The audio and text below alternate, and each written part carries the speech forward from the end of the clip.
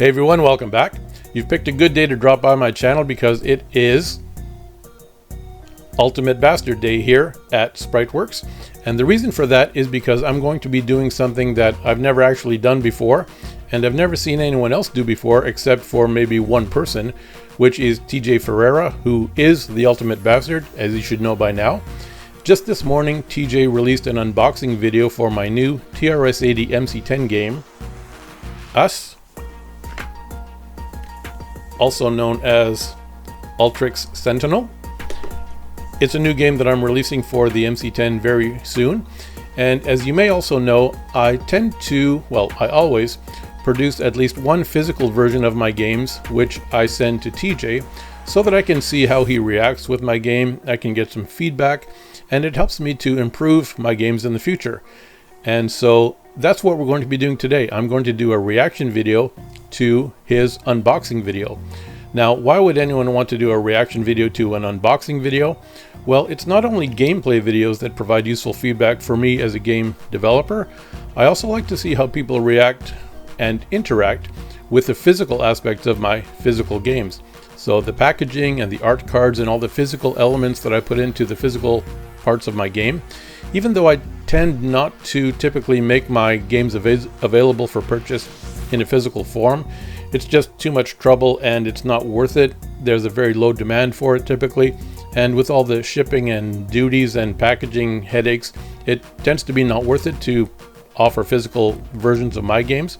So I typically don't do that, but I still like to make physical versions of my games for a few people in the community that I offer just as bonuses because they're so helpful in giving me feedback on my games. People such as TJ. So today we're going to be doing a reaction video to his unboxing video, and we'll see what we can learn and get some behind the scenes insights and maybe some tips and ideas about how I can improve the physical aspects of my games.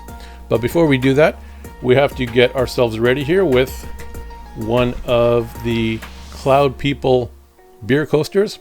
This is a special item that was included with TJ Ferreira's recent physical release of his game, Invasion of the Cloud People, and we are forced to use at least one.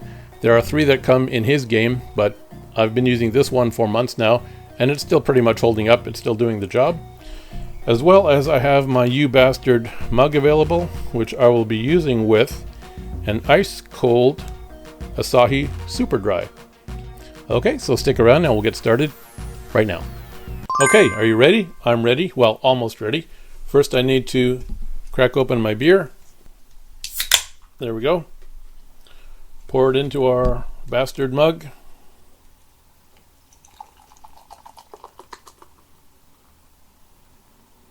Without spilling too much of it. Okay, let's see how it tastes.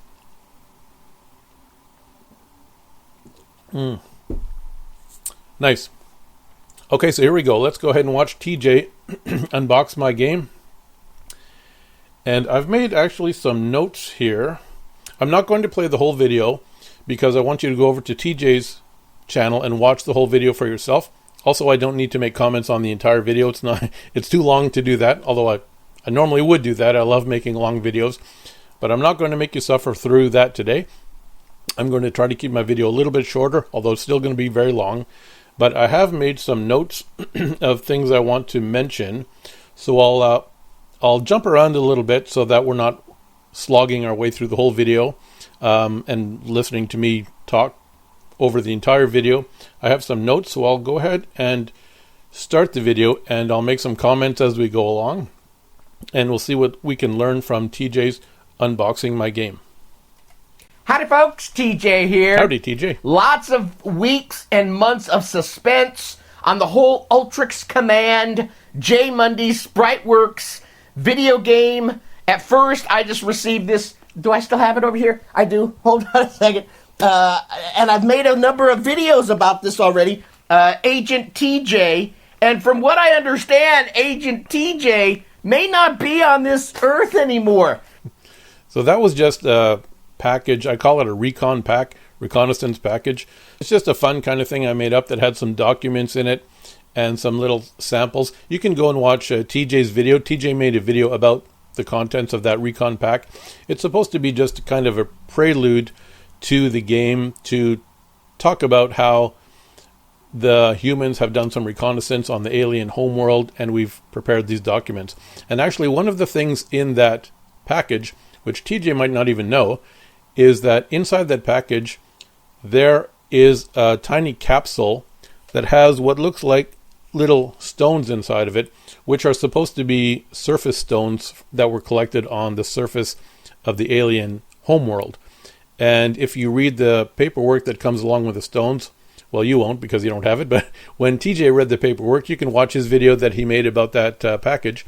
And when he read the document that came along with those surface stones, it mentions how they are mildly magnetic and they emit a weak, inconsistent magnetic signal, pulse, whatever. And those stones in that package that I included with TJ's package, they are actually magnetic. So I actually ordered some special little stones that are magnetic, and if you open up that capsule and take those stones out, you'll see that they are actually magnetic. They all stick together. So I don't think TJ probably realized that. He might just think that they're regular stones. So TJ, if you're seeing this, those are actually magnetic stones.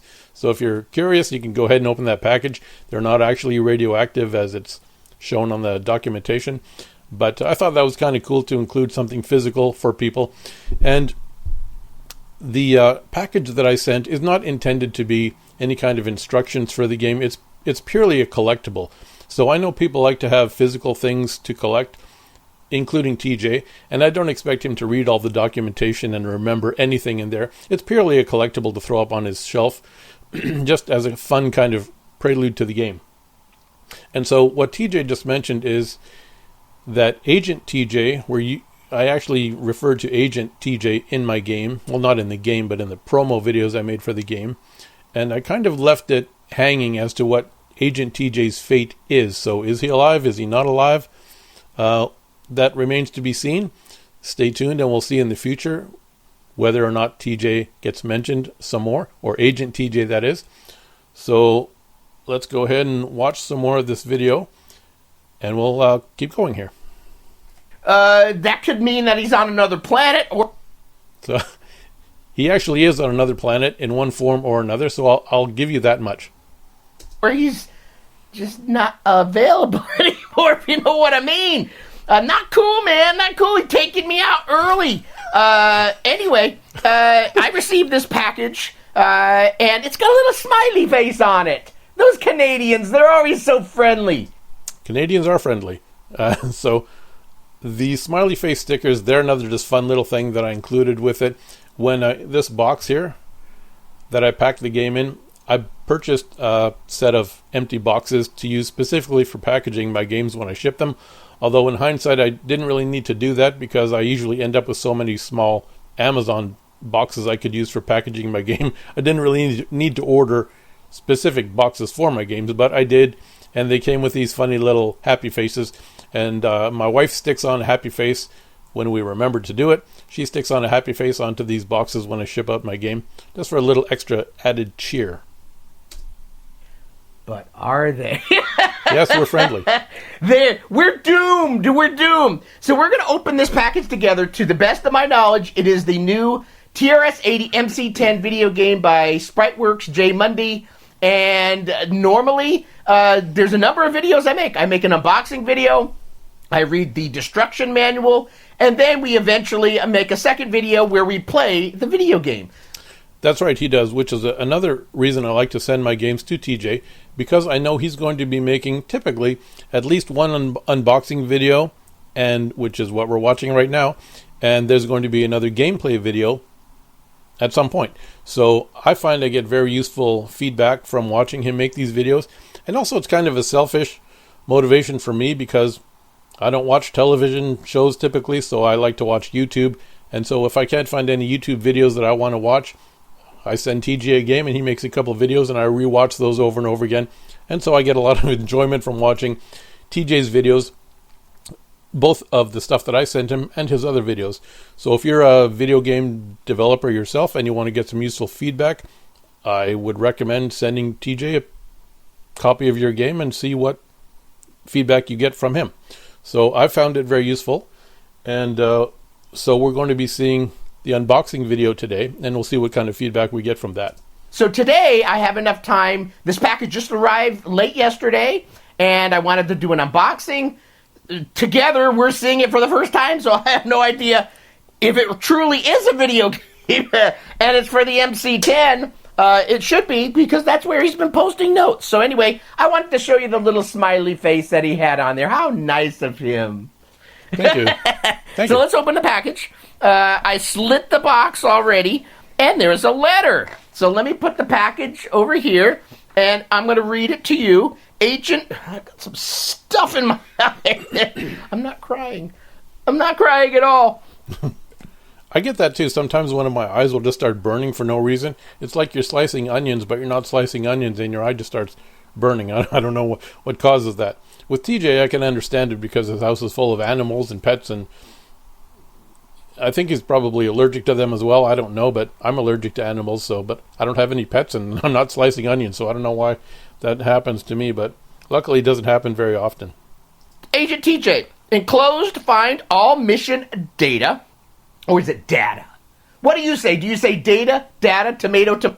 I say data, mostly because I am a Star Trek fan, and data is on Star Trek, so I don't know if data is even a word. Probably is, but I don't know. I'm not smart enough to know the answer to that, but I say data. Motto, prepared to deploy to Emra, homeworld. The fate of humanity is in your hands. Good luck, Ultrix Command. So he always sends a nice little letter, so that's cool. And then inside there's some, it's not bubble wrap. It looks like just paper this time. It's not bubble wrap because my Amazon packages come packed in paper, so I just reuse the paper instead of buying bubble wrap. No bubble wrap, empty box. I always make sure, maybe there's a few Canadian, what do you call your Canadian money over there, Canucks? No, the Canadian people are called Canucks. I don't know what the Canadian money is called. I don't think it has a name. Maybe it does have a name, but it's colorful. And I'll try to remember next time maybe to send TJ one of the lower denomination bills. Although we used to have a $2 bill, we used to have a $1 bill, but the $1 bill got replaced with a coin, which I have right here. So this is our $1 bill now. It's called a loonie because it has a picture of a loon, which is a Canadian bird on it, as I'm sure you all know. Our $2 bill, which we used to have, has been replaced with this, which is called a toonie. Very imaginative naming convention.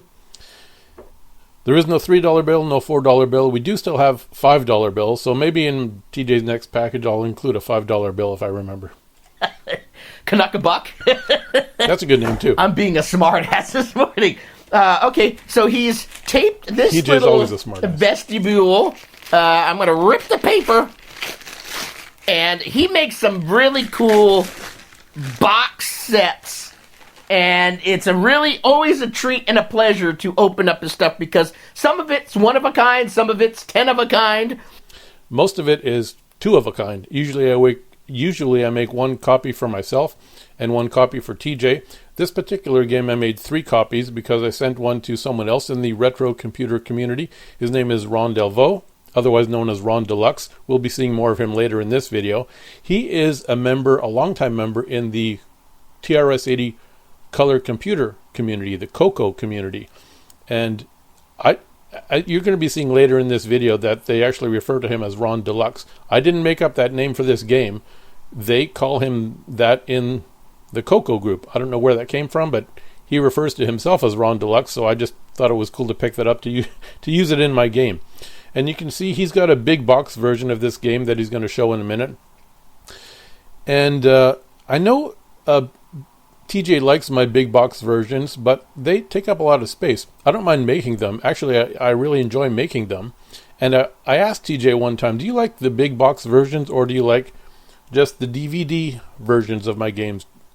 Because I know he has a lot of stuff. He has a lot of computer stuff, a lot of games. And I thought his man cave is probably getting pretty full by now with all this stuff. But he said, yeah, I like the big boxes. Keep sending the big boxes. So I made a big box and I sent him a big box. And let me look at it first because I'm stingy this morning. Radio Shack model MC-10 TRS-80. U period S period Spriteworks Next Level Entertainment. So this is a little cryptic for me because it was Ultra Command UC. This is US. Us? Does that spell us? It does spell us, and there's a reason it spells us, because it's a sequel to my first game for the TRS-80 MC-10 computer, which was called Them. So, them, us. So, I just wanted to use the word us, not US, like the country, but us. So, it would be Them was the name of my first game. It stands for Total Human Eradication Mandate. US, or us in this case, stands for Ultrix Sentinel. And I just came up with some words that fit into the US acronym. So that's why it's called us. I mean, it does, but there's a period in there. And then the side of the box says us. Okay, so let's jump ahead a bit here. Now that's all the comments I have about this section. Let's pop up to timestamp 425-ish. Sure, because I've got the MC-10 over there. And the MC-10, he did send me a joystick adapter. So will this game use his joystick adapter device that I had to use before? Is it all keyboard? If it's all keyboard, after a few minutes of playing an MC-10, your hands end up becoming like this. Arg, because the keys are small, and they're all compact and tight and taut. Who has this much energy at 7 o'clock in the morning? Because he mentioned in his video somewhere that it's 7 o'clock in the morning, and I don't even see a coffee on the desk behind him. He's got his You Bastard mug here, but I don't think he actually uses that for drinking. It's probably got pencils or something in it. But yeah, I don't see his normal coffee with a spoon in it behind him anywhere here, so I presume he's already had his coffee for the day, although I don't doubt he normally has this much anyway. I don't doubt he normally has this much energy anyway, even at 7 a.m. So hopefully it does use the Atari joystick via his adapter, but So this game does use a joystick on the TRS-80 MC-10, which you're not supposed to do. It was never designed to use a controller. It doesn't even have a controller port. But both TJ and myself have made videos about the MC-10 being used with a joystick. I sent him because somebody had come up with a circuit that allows you to connect, well, not really a joystick, but it allows you to connect switches to the serial I/O port on the MC-10. So I just used that to connect a joystick. Other people have used it as a joystick controller. The joystick only allows you to move in two directions at a time, either left and right or up and down, along with the fire button you can use as well. So I sent him previously an adapter cable with a little switch on it that allows you to select whether you want to go left and right or up and down with your joystick, and you can use that adapter cable to just plug in a regular standard single button Atari joystick into the MC-10. And actually, and I'll talk more about this probably in a later video if I do a technical behind the scenes kind of video, but actually this game is designed for use only with a joystick. And originally I was planning to, after I send TJ the game and watch his reaction to playing the game, I was planning to reconfigure this game to include keyboard controls. But actually I find that controlling a game on the MC-10 with a keyboard in BASIC, because my games are written in BASIC, it's a version of BASIC called MCX BASIC. It comes installed in the MCX32 SD expansion module that you need to play this game. So I was originally planning to reprogram it to use keyboard as well, but I found the keyboard controls are just not smooth. They're a lot clunkier to try to implement than the joystick. So I decided, to hell with it, I'm just going to make it only use the joystick. And if anybody wants to play this game, it won't work on an emulator, and it won't work on an MC-10 without that MCX32 SD expansion module anyway. So as long as you have the physical MC-10 and you have that MCX32 expansion module, you might as well go the extra step and either get yourself or build yourself the joystick adapter to go along with it, and then you can play my games. So, okay, one other thing I want to mention here while he's trying to struggle to open this box is when we watch him open it, we'll see that he's not having as much difficulty opening this box as he did in a previous video opening my previous games, because when I make the physical versions of my games, I actually need to customize the box. So I decide how much of a lip is going to be at the bottom of the box. So normally when I buy the box, I have one here I can show you. So this is how the box comes when I buy it. You can see the size of this lip right here. It's quite large. I don't want that big a lip in my boxes. So I cut them down to about this size. So you can see the lip is smaller. And I previously had, I think, cut it down too small. And TJ was having to struggle trying to open my previous boxes. So I made that lip a bit larger, and I think he had a slightly easier time opening this box. Shall see. So I'm opening the box. Oh, see, I'm glad I kind of looked at this. You're looking at it before me. What's it say? I know my handwriting is terrible. What's it say? It's actually difficult trying to write inside a box because you have to maneuver your hand over that lip around the edge of the box. So it's not not as easy to do as I hoped it would be. Agent T.J. Our thanks for your dedicated service, Ultrix Command. See, Ultrix Command, you see, but this says us. Like it's us. Us. Okay, let's forward a little bit here. We're going to go up to timestamp 10:30. And please go to TJ's channel and watch the rest of this video if you're interested. I'm just going to give you some highlights here. So here at 10:30, let's see what he says. And seeing it.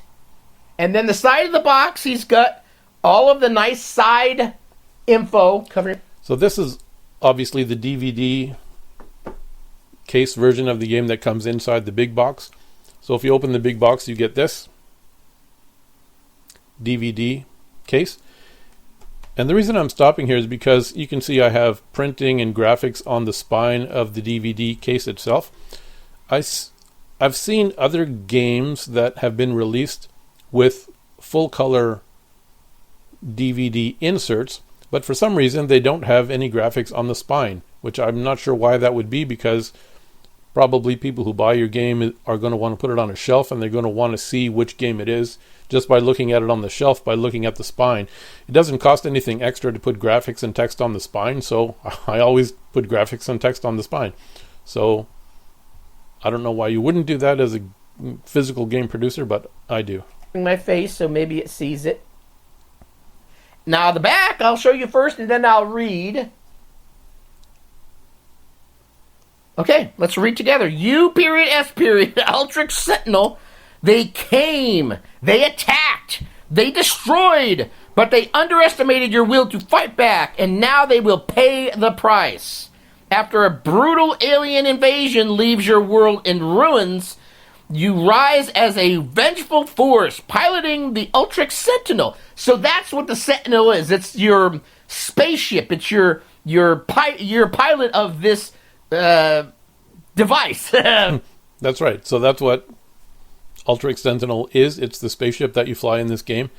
And as much as TJ hates AI, most of the text that I use in my games is generated by AI. And I'm actually going to share a little secret with you. Don't tell TJ. But although I'm sure he has figured out that the games that I sent him use AI, actually, you know what? I'm going to wait until he gets to that point, and then I'll talk more about AI later. So, TJ, if you're watching, get ready. We're going to be talking about some AI pretty soon. A spaceship. I'm going to call it spaceship for now. After Brew, okay, piloting the Ultrix Sentinel on a mission of retribution. Armed with advanced tech and loyal crew, you'll strike deep into enemy territory, dismantling their civilization one blast at a time. No mercy. This is like Cobra Kai. No mercy. Kia! That'd be funny with my little... I got my little house slippers on. 7 o'clock in the morning. It's only like 7 o'clock right now, so 7 in the morning. Still morning here. He has this much no energy. No mercy, no retreat. It's time to erase this alien scourge once and for all. System requirements for use with the TRS-80 MC-10 computer with the MCX32-ST expansion module and...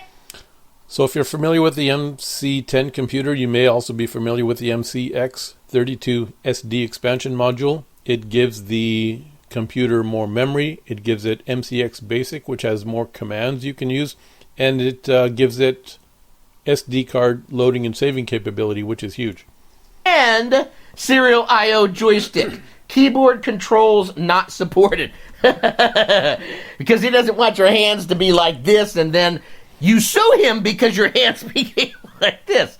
Copyright 2025. Okay, cool. So now let's open the box, and you are greeted to a traditional look of, hey, this is what a video game looks like. There is a user manual in here, and there's an SD card in here that's got even the little U period, S period on here.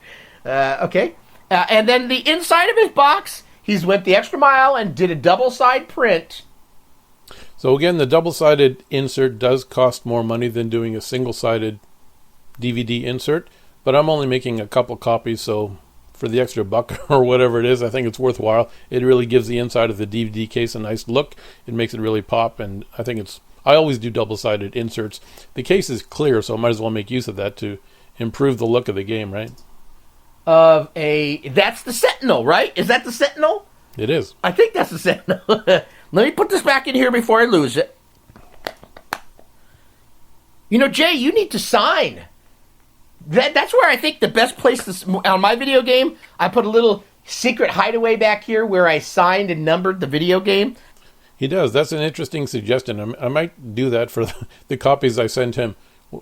So, but should I send him copy number 1 or copy number 2? So I guess I'll keep issue number 1 for myself, and then I'll send him copy number 2. So TJ, maybe your next game will have a 2 there with my initials and my signature there. You should put your little signature in there. It'll make it even extra special.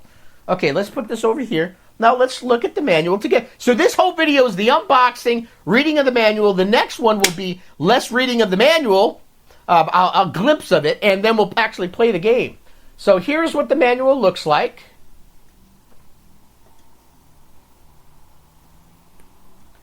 Taking up my glasses. So the back of it says, does this say all the same stuff as the back of the box?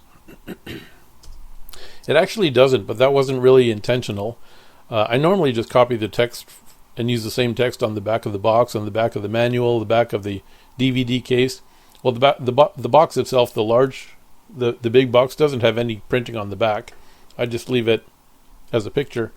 But in this case, I guess I got carried away and I had some extra versions of the text generated, so I decided to put some different versions on the different manual and DVD case. Prepare for relentless... Oh, no, there's a little bit of difference on here. Okay, but similar. But they also... they came, they attacked, they destroyed. But they also underestimated the resolve of those they sought to obliterate. And now they will pay the price. So this is different. After a brutal alien invasion leaves your homeworld in ruins, you use a fierce avenger driven by a vengeance. Your journey takes you to an alien world where you will confront the very forces that annihilated your people. Armed with cutting-edge technology and a crew ready to unleash holy wrath, you pilot the powerful starship Ultrix Sentinel on a mission of retribution. Before I finish this, so back in the olden days when you had the Atari 2600s and these older computers that were graphically toned down, we'll say. You don't see lifelike representation of a human anatomy. You see blocks and stuff. The storytelling of this thing could make those blocks come to life. I think some of the newest video games lose that. When you step back in time and have a computer that can only do so much, you really need to flourish on the story, and I think that's what brings out the fun of playing older 8-bit video games is because of that. You're bringing your imagination back. A little less AI, a little more cool. So, okay, now we're going to get back into AI a bit. So I really appreciate that he said that, because that's true. When we're designing games for retro computers, we have very limited resources to work with, including graphics. So you have to use your imagination to imagine what these little blocks on the screen actually are supposed to represent.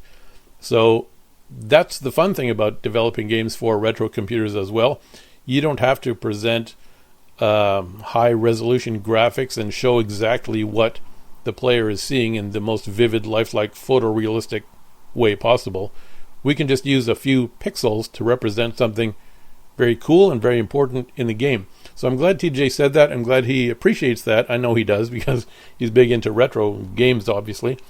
So it's really satisfying to be able to make games for the retro computing community, for people like TJ who appreciate what can be done with very limited resources, like a few pixels and a few colors. And so I'm glad he mentioned that. But the last statement that he just said there, I think he said, less AI, more fun.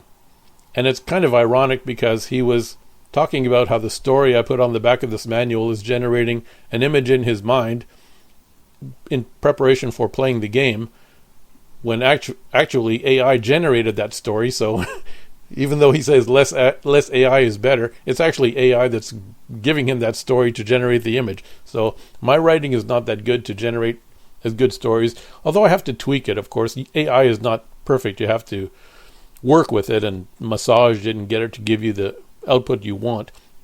It is certainly not fail-safe, and that's why I'm not too worried about AI taking over the world, when it half the time can't even figure out how many fingers a human hand has. So I'm not too worried about it taking things over and being successful at doing that. But I do use AI a lot, obviously, and I don't just use it for, let's say, making graphics and text, which I obviously do. And the graphics on my manual is AI generated. All the graphics for the pictures that I use in the manuals and stuff, most of that is AI generated. But I also use AI for other things as well in my game development process.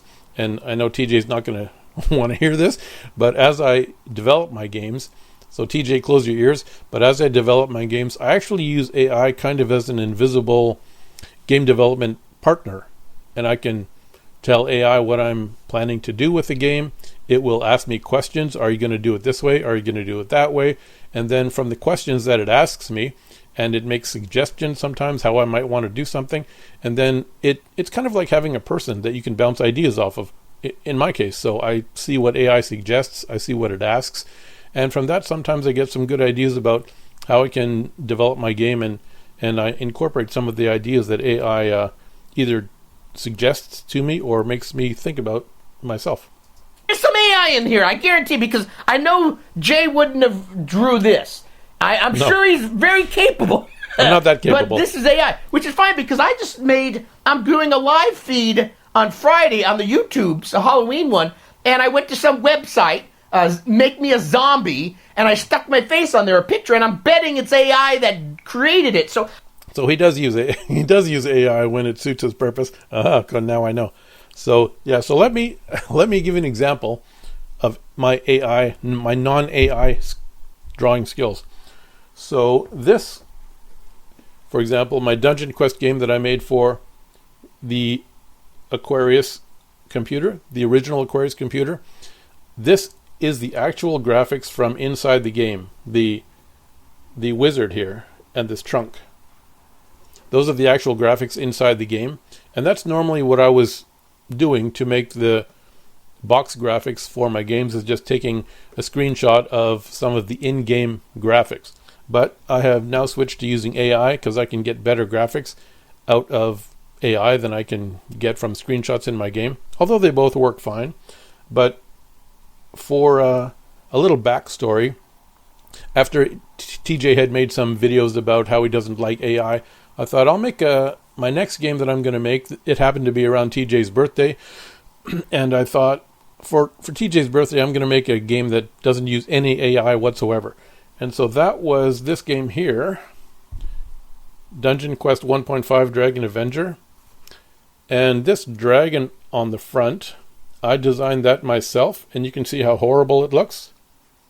And the little knight here is actually the character from within the game.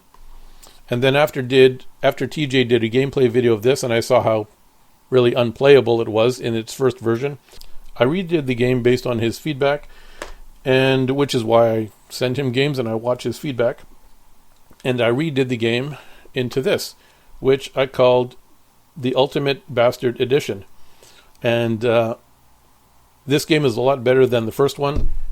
In my opinion, basically the first one is unplayable and the second one is super fun.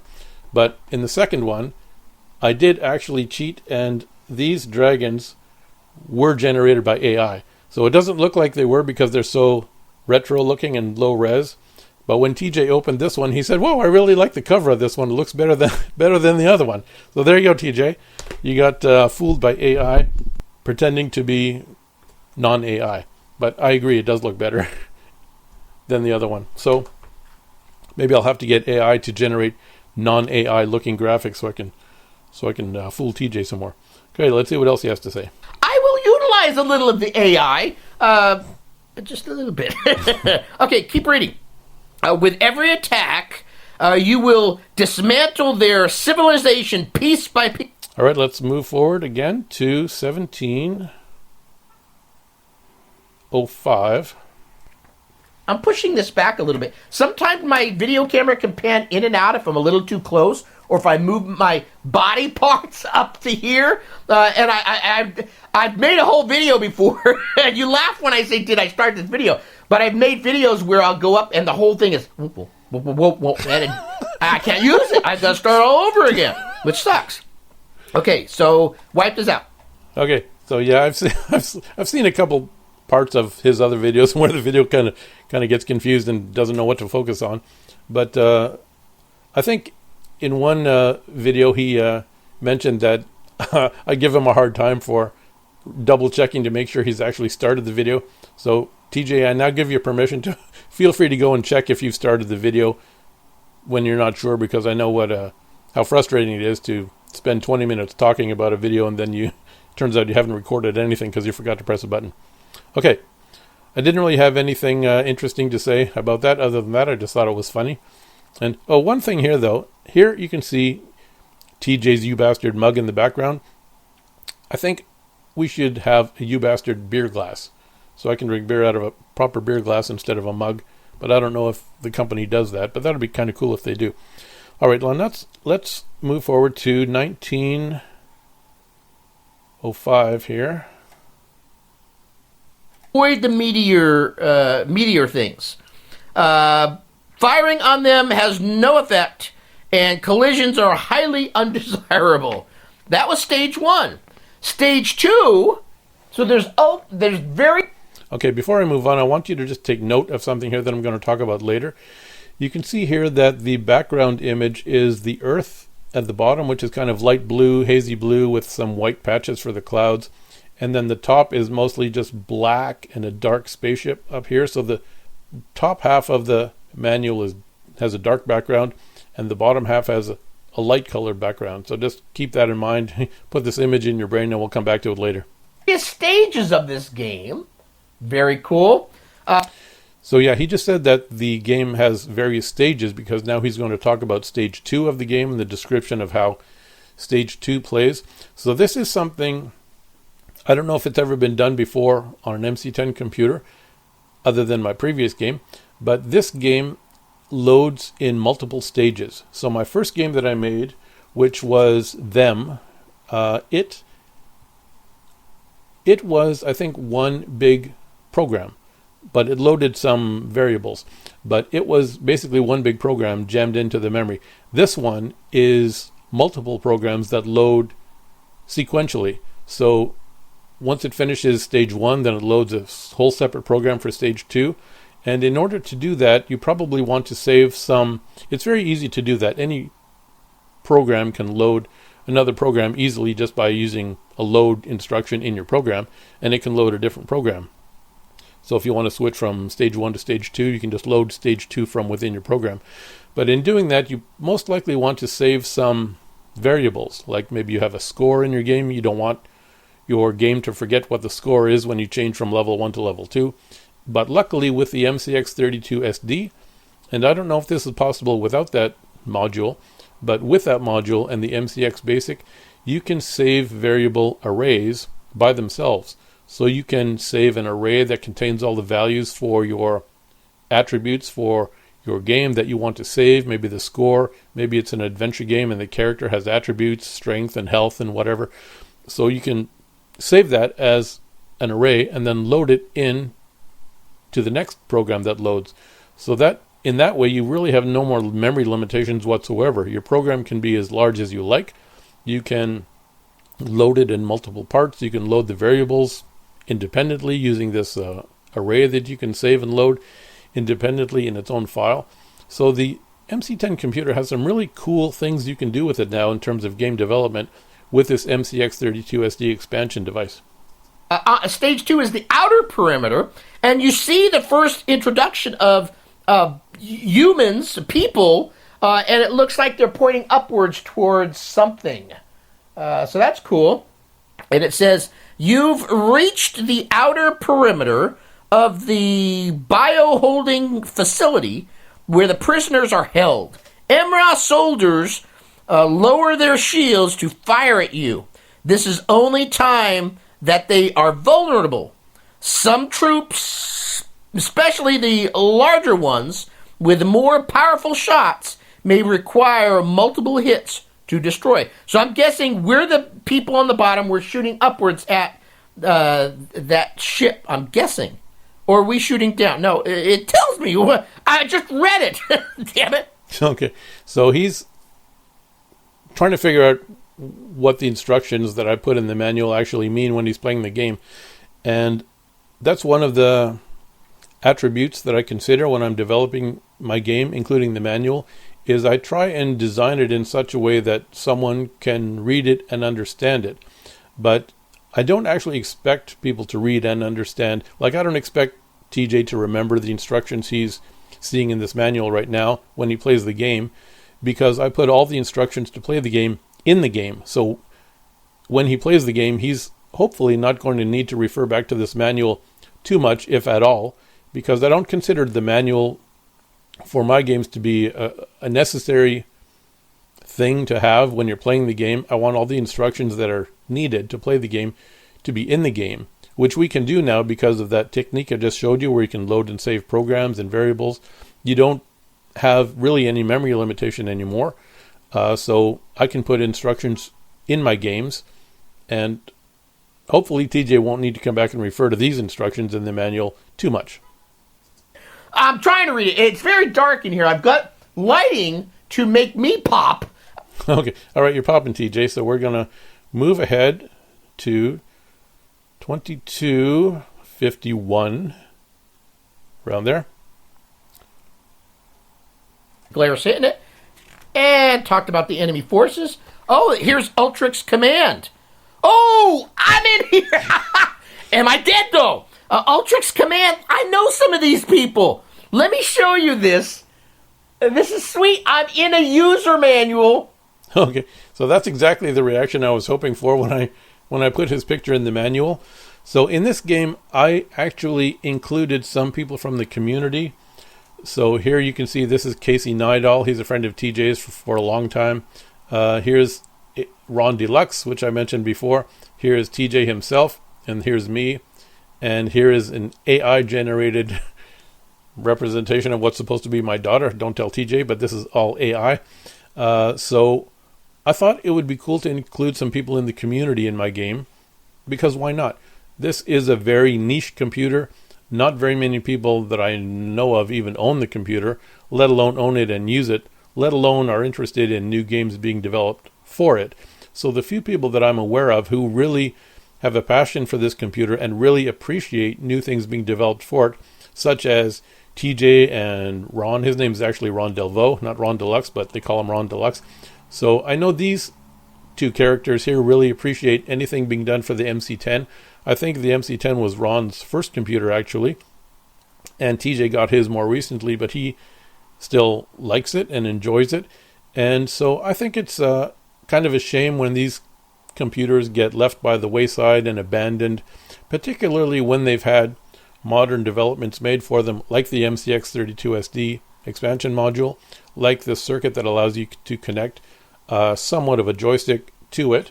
So I thought I better take advantage of that and make some games for this computer so these computers can actually get some use. of the Ultrix Sentinel. And so just one final, hopefully final note about AI is Casey's outfit here. This was, well, actually everything but General Nidal's head was generated by AI, so his uniform and the background is all AI. This picture of me is real, obviously. You can see I look just like that. This daughter is all AI generated. And these two pictures are real. This picture actually of TJ here, what's interesting about this picture is I took this from a screenshot of a video that he included with his Cloud People physical game. So if you bought one of TJ's physical versions of his game, he included a customized video for everyone who purchased his game got their own customized video of him talking to you, giving an introduction, and something customized for you. And so in my video, he talked about how I make programs for the Aquarius. And so anyway, this is a screenshot from that video that he included with his Cloud People game. So I thought it was kind of cool, and I threw it in here in the manual.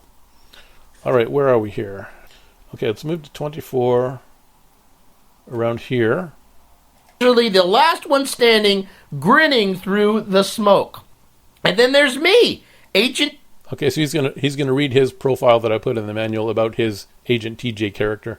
TJ, fun-loving, eager, and a little reckless. TJ jumps into missions with more enthusiasm than caution, but somehow making it work. He is fast, adaptable, and sometimes careless, but when the stakes are high, his energy and instincts can turn the tide. So that's exactly TJ, right? When he plays video games on his channel, he does well. He's reading the manuals more now, but he's not going through them and scouring them in detail and trying to memorize every little detail of the manual. He generally just, like he says, throws himself into the lion's den and just jumps in there, and whatever happens, happens. So I used that characteristic of his to carry forward into his bio for his agent character in this game. And I thought that was pretty cool and pretty accurate. You never know what he'll try next. That's right. But it usually works. So there's the pictures of what's his nuts name? Rod Deluxe. And then Agent just TJ. Not TJ Reckless, not TJ Careless, but you can throw all those other words at the end. Okay, and then Enemy Intel and Stage 3. So there's 3 stages. There's the Trinity, if you will, of things that we're going to have to go through to play this MC-10 video game. So, as TJ is going to find out in a moment, there's actually more than 3 stages, but there's even more than he knows. So when he goes through the rest of this manual, he's going to see a stage 4 detailed in the manual. There are actually 5.5 stages to this game. And in this game, I wanted to give the player some choice as to how the game turns out. So this game actually contains 5 distinct separate endings that could happen. It's not just a win or lose scenario. And actually some of my games, like Dungeon Quest, this game here, Dungeon Quest, for the original Aquarius, you can't even lose this game. It's impossible to lose this game. It just keeps going and going until you eventually give up or win. But because I want players to continue playing my game and see my game and get the most out of it and enjoy it, there's no point me making a game that has 10 levels but people can't get past level 1 because it's too difficult or too boring or whatever. So in my Dungeon Quest game, you can't even lose it. In this game, I'm not going to give away the gameplay for this game, but just to let you know, there are 5 unique endings that this game can have depending on the player's skill and the player's choices. So when TJ does finally do his gameplay video, he's going to find out when he gets to the end that it's not really the end. He has to make some choices as to what he's going to do at the end of the game. Buy it. I don't know what the cost is, but when it comes available, make sure to get this game. Emra Homeworld. It looks very much like Earth. Enemy Intel. A harsh and Okay, we can go ahead now to a rescue. So you must locate and rescue Lena, the captured daughter of the mission commander. You may choose to rescue additional humans. I'm a human. Please rescue me. Jay's writing me off, that son of a bees weasels. I'm dead. I'm doomed. Damn it. So I don't think he's too happy about being killed off in my game. But he doesn't know he's killed off. He's just missing, as far as anyone knows he's missing. So the fate of Agent TJ is to be determined still. But it's fun watching him get so excited about his perceived demise. You may choose to rescue additional humans. Doing so can be useful in future stage, but reduces the time available to attack the core weapon. A plasma cannon. Got it? I didn't know what the hell he was trying to get across there when I watched it the first couple times. But then I think I've figured it out. I'm not too smart with that kind of thing, but I think he's referring to the Austin Powers and it took me a while to think of that. Austin Powers and the Dr. Evil character. I think Dr. Evil would say, laser? Power up the laser or something. I think that's what he's referring to with the quotes. I was wondering what the hell is he doing with making quotes for the pulse cannon, but I'm guessing that's what he's trying to refer to as Austin Powers laser from Dr. Evil, but I could be wrong. So one more jump here. We're getting near the end. I'm sure you're happy to hear. 2850. And like I said, go ahead and watch the entire video on his channel, please. And if you want to become a member of his channel, and you can join his Patreon and contribute to him. He makes all kinds of great videos, and it's good to support people like this in the community who are making content for the rest of us to enjoy. I try and support him by sending him my games, and I think he enjoys that. All right, here we go. But stage 4 is the core weapon. There's another stage. So here we go. He's going to show you the booklet here. Let's take a look. I need to show you this. There. So here we have stage 4. He's about to read stage 4, and he's going to have some difficulty reading it, and not surprisingly, because the printing is quite small, and for some reason I decided to use yellow text on a light blue, hazy blue and white background, which is almost impossible to read. Now, I did actually spend great care to put a black outline in the background, a black shadow around these characters, but it's still very difficult to read. So I think what I should have done is put this light colored text up here on the top where the black background is, and then put the pictures down at the bottom over the hazy blue and white areas. So if I redesign this manual, that's what I'll do. I would swap the locations of the picture and the text so that the text is more readable. So we're going to watch TJ kind of struggle with my stupid layout for my text here in a moment. 4 stages of this thing. It's like, wow. Okay, core weapon. This is the core weapon. Must be stopped before it finishes charging. Target the square stabilizers that, oh God, anchor. It's yellow writing on blue, and I'm having a hard time picking it up. See, there's no reason for that. I could have easily made it more readable, but of course, me working on it on my computer, I can zoom it in as big as I want, and I know what I'm typing, so I can see it myself. But someone else trying to read this like this, the manual itself is small, and the printing is small, and the color choice is not ideal. So I don't know how I didn't figure that would be a problem, but I somehow let it out like that. So let's fast forward a bit here to the credits. Graphics, Sean Harrington. Sean Harrington is Mr. Aquarius. He should change his name. Mr. Aquarius. That's what we'll say. I agree. He should change his name. Mr. Aquarius is a cool name. I think that's good. So Sean Harrington did do the graphics for my game. So when you see you won't see it in this video because it's an unboxing, but when you see the actual gameplay, at the beginning of the game, you're going to see a really cool animation sequence, which I'm sure you've never seen an animation sequence like that on any MC-10 game before. It's a full screen animation that has something like 20 or 30 frames of animation in real time. So when you watch TJ's gameplay, look for that at the beginning of the game. That animation was done by Sean Harrington, and it looks amazing. So in the game itself, it's good to credit people, obviously, who contribute to making a game like this. I can't make a game like this completely on my own. I have help from these people. I have help from AI and the community supports me in my game development, and I appreciate it. I mean, if I didn't have any support from people like TJ making videos about my game, other people mentioning my game in other groups and things, it's rewarding and satisfying to see people actually enjoying the fruits of my labor. So that is it. I think I've reached the end of my notes here, and I just want to again encourage you to go check out the entire video if you're interested on TJ's site, and I'm looking forward to the gameplay video whenever that happens. And so TJ, thanks for making this unboxing video. As much as you may have been anticipating the game arriving, that's how much I've been anticipating watching your video about my games arriving.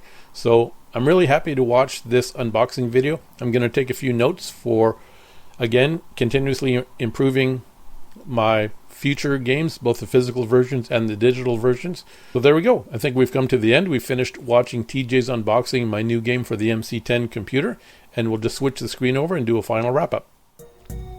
Alright, so there we go. We finished watching TJ's unboxing video, and I finished my reaction to that video. I've got some useful tips now, I think, that will help me improve any future physical versions of games I make in the future. And I'm looking forward to seeing TJ's gameplay video to see what feedback I can get from that, and just to enjoy watching him play my game. So if you're interested in getting this game for yourself, it will soon be available on my spriteworks.itch.io site if it's not already. You can go check the site. I'll put a link to it in the video description down below. And just keep in mind, it does require the actual physical MC-10 machine in order to run it. It won't run on an emulator, and it does require the MCX32 SD expansion module as well as a serial I/O joystick. So just keep that in mind. If you want to play it, you're going to need all that hardware to do it. Otherwise, as always, I want to thank you for watching, and until next time, take care of yourself, and bye for now.